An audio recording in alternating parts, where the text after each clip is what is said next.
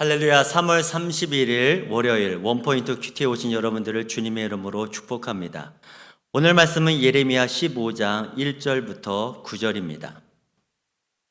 여호와께서 내게 이르시되 모세와 사무엘이 내 앞에 섰다 할지라도 내 마음은 이 백성을 향할 수 없나니 그들을 내 앞에서 쫓아내보내라. 그들이 만일 내게 말하기를 우리가 어디로 나아가려 하거든 너는 그들에게 이르기를 여호와께서 이와 같이 말씀하시니라. 죽을 자는 죽음으로 나아가고 칼을 받을 자는 칼로 나아가고 기근을 당할 자는 기근으로 나아가고 포로될 자는 포로됨으로 나아갈지니라 하셨다 하라. 여호와의 말씀이니라. 내가 그들을 네 가지로 벌하리니 곧 죽이는 칼과 찢는 개와 삼켜 멸하는 공중의 새와 땅의 짐승으로 할 것이며 유다 왕 히스기야의 아들 므낫세가 예루살렘에 행한 것으로 말미암아 내가 그들을 세계 여러 민족 가운데 흩으리라. 예루살렘아 너를 불쌍히 여길 자 누구며 너를 위해 울 자 누구며 돌이켜 내 평안을 물을 자 누구냐. 여호와께서 이르시되 내가 나를 버렸고 내게서 물러갔으므로 내게로 내 손을 펴서 너를 멸하였노니 이는 내가 뜻을 돌이키기에 지쳤음이로다. 내가 그들을 그 땅의 여러 성문에서 키로 까불러 그 자식을 끊어서 내 백성을 멸하였나니 이는 그들이 자기들의 길에서 돌이키지 아니하였습니다. 그들의 과부가 내 앞에 바다 모래보다 더 많아졌느니라. 내가 대낮에 파멸시킬 자를 그들에게로 데려다가 그들과 청년들의 어미를 쳐서 놀람과 두려움을 그들에게 갑자기 닥치게 하였으며 일곱을 낳은 여인에게는 쇠약하여 기절하게 하며 아직도 대낮에 그의 해가 떨어져서 그에게 수치와 근심을 당하게 하였느니라. 그 남은 자는 그들의 대적의 칼에 붙이리라. 여호와의 말씀이니라. 아멘. 이제 담임 목사님께서 중보 기도가 무너질 때라는 제목으로 큐티 인도해 주시겠습니다. 할렐루야. 자, 오늘 3월 31일 이제 3월의 마지막 날을 보내면서 그러나 또 월요일 날 새롭게 시작하는 날입니다. 오늘 예레미야 15장 1절에서 9절을 통해서 하나님이 내 백성을 인내하시는 이유와 또 인내가 끝나갈 때 하나님이 가지고 있는 징계의 채찍, 이것들이 모두 다 물론 사랑입니다만은 히브리서 12장이 그 얘기를 하죠. 하나님의 징계의 채찍이 없는 자는 사생자요 참 아들이 아니다. 내 아들, 내 백성, 내 종, 하나님의 특별한 관심 속에 이 백성을 기어코 왕 같은 제사장으로 세우시고 또 하나님의 선지적 사역을 감당하게 하고 이 땅에 하나님의 축복의 통로로 세우기 위한 하나님의 뜻 포기되지 않습니다. 자, 예레미야는 그런 면에서 눈물로 이 백성이 돌아와서 그 복된 직분을 감당하기를 기대합니다마는 그러나 그것이 감당되지 않을 때 하나님은 이 백성을 때려서라도 기어코 축복의 자리로 돌아오게 만드신다 하는 것이 오늘 본문이에요. 오늘 여기 1절에 보면 하나님은 참 의미심장한 얘기를 하세요. 무슨 소린가 하면 여호와께서 내게 이르시되 모세와 사무엘이 내 앞에 섰다 할지라도 내 마음은 이 백성을 향할 수 없나니 그들을 내 앞에서 쫓아내보내라. 모세가 누굽니까? 출애굽의 영웅 아닙니까? 수많은 백성들의 원망과 불평과 40년 동안을 하나님의 어떤 채찍의 손을 묶어두었던 중보의 왕입니다. 자, 모세는 위기 때마다 아말렉이 쳐들어올 때마다 또 아니면 그가 불뱀의 위험을 만날 때마다 광야에서 백성들의 원망으로 인하여 진멸의 위기, 아니 모압 평지에서 그들이 우상 숭배함으로 하나님께서 또 그들을 징계할 위기에서 모세의 기도로 이들은 살아나고 했던 족속이죠. 모세는 그런 면에서 보면 하나님의 위대한 선지자인과 동시에 위대한 중보자였던 것이죠. 여러분, 중보가 얼마나 중요한지 아시겠죠? 우리 디모데서가 권면하는 것처럼 임금들과 높은 지위에 있는 자들을 위하여 중보하라. 성도들의 제사장적 사명 중에 중보 사명 엄청나게 큰 겁니다. 가정을 위하여, 아내를 위하여, 남편을 위하여, 오늘도 이 순을 위하여, 공동체를 위하여, 민족을 위하여, 대한민국의 모든 상황을 위하여 중보, 우리의 특권입니다. 그런데 오늘 본문은 모세와 사무엘이 내 앞에 섰다 할지라도, 사무엘은 그야말로 사사시대의 깊은 영적 암흑기를 오늘 약속으로 이어지는 위대한 사사 아닙니까? 그에게도 중보의 사명이 있었잖아요. 그들이 섰다 할지라도 내 마음은 이 백성을 향할 수 없다 하는 말은 하나님이 6절에 했던 말과 통하고 있어요. 여러분 6절에 뭐라 그러셨어요? 여호와가 이렇게 말합니다. 여호와께서 이르시되 내가 나를 버렸고 내게서 물러갔으므로 내게로 내 손을 펴서 너를 멸하였노니 이는 내가 뜻을 돌이키기에 지쳤음이로다.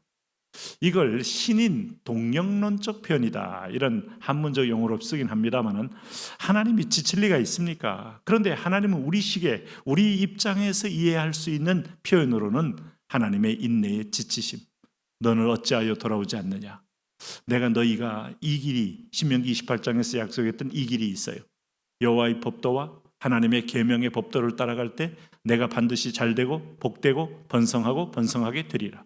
아브라함에게 한 약속 그대로 이 대대손손이 천대까지 이르게 되리라.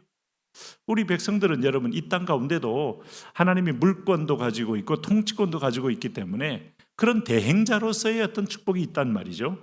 그런데 이 백성이 우상을 숭배하고 하나님을 떠날 때 그것은 생명의 근원을 떠나고 마치 웅물의 그 근원을 떠나면서 새로운 웅물이 없는 곳에 가서 웅덩이를 판 것과 똑같기 때문에 오늘 내게로 내 손을 펴서 너를 멸하였노니 이는 내가 뜻을 돌이키기에 지쳤음이로다, 이렇게 말씀하고 있는 거예요. 그러므로 하나님께서 이런 지친 상태에서 너희가 지금 내가 돌아와야 할 때 너희가 돌아오지 않았다는 겁니다. 왜요? 완악과 강팍이 이들에게 있었기 때문이죠. 오늘 성경 보세요. 2절 보세요. 그들이 만일 내게 말하기를 우리가 어디로 나아가리요 하거든 너는 그들에게 이르기를 여호와께서 이와 같이 말씀하시니라. 죽을 자는 죽음으로 나아가고 칼을 받을 자는 칼로 나아가고 기근을 당할 자는 기근으로 나아가고 포로될 자는 포로됨으로 나아갈지니라 하셨다 하라. 이것은 하나님께서 그들에게 처분하는 대로 죽을 자는 죽음으로, 칼을 받을 자는 칼로, 기근을 당할 자는 기근, 포로될 자는 포로, 각자의 모든 영역으로 그들은 받을 징계를 받게 될 거다. 왜요? 자, 왜 그런 일이 벌어졌을까요? 아까도 말씀했지만은 6절에 내가 나를 버렸고 내게서 물러갔으므로 라고 표현합니다. 그러면 내가 나를 버렸다는 말은 버리고 나서 뭐 했다는 거예요? 네? 4절의 신뢰를 보니까 히스기야의 아들 므낫세가 행한 일을 하나님은 아주 혐오스럽게 여기시는 거예요. 유다 왕 히스기야의 아들 므낫세가 예루살렘에서 행한 것으로 말미암아 내가 그들을 세계 여러 민족 가운데 흩으리라. 이른바 디아스포라로 세계의 나라 없이 떠도는 족속이 된 고리민단이 되어버린 것은 므낫세의 결정적인 여호와를 떠난 배도 행위. 여기서 우리는 히스기야의 자녀에 대한 믿음의 전승, 믿음의 이음의 실패의 원인을 한번 곰곰이 생각해 봐야 돼요. 히스기야는 하나님께 인정받는 종이었고 마지막에 죽을 병이 걸렸을 때 15년을 더 연장받아 낳은 아들이 므낫세입니다. 어쩌면 히스기야는 그때 떠나는 것이 좋을 뻔하지 않았을까요? 이사야 39장이 히스기야의 이 유다 땅의 분열의 가장 큰 원인을 히스기야로 지목해요.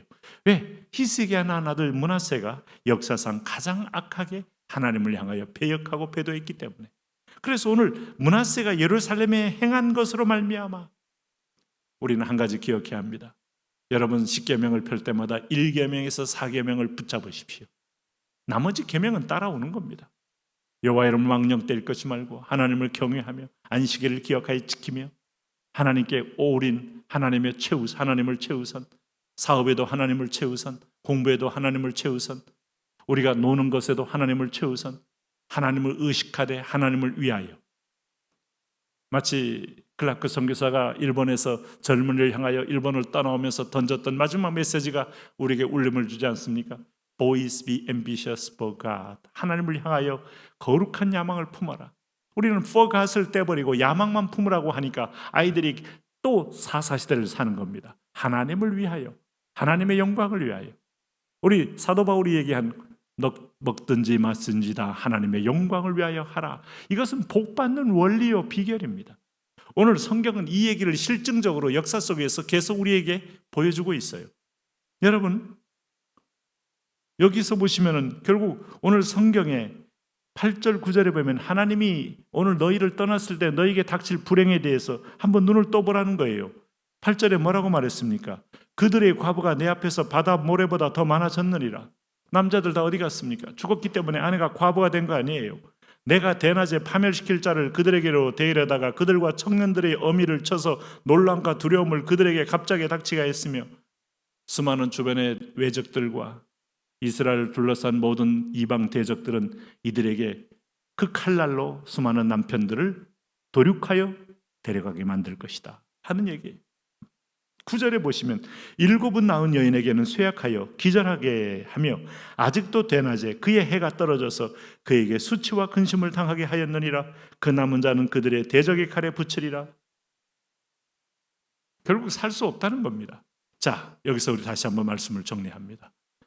하나님 제일주의가 가장 행복하고 가장 번성하고 가장 복되고 가장 아름답고 가장 능력 있게 사는 비결입니다.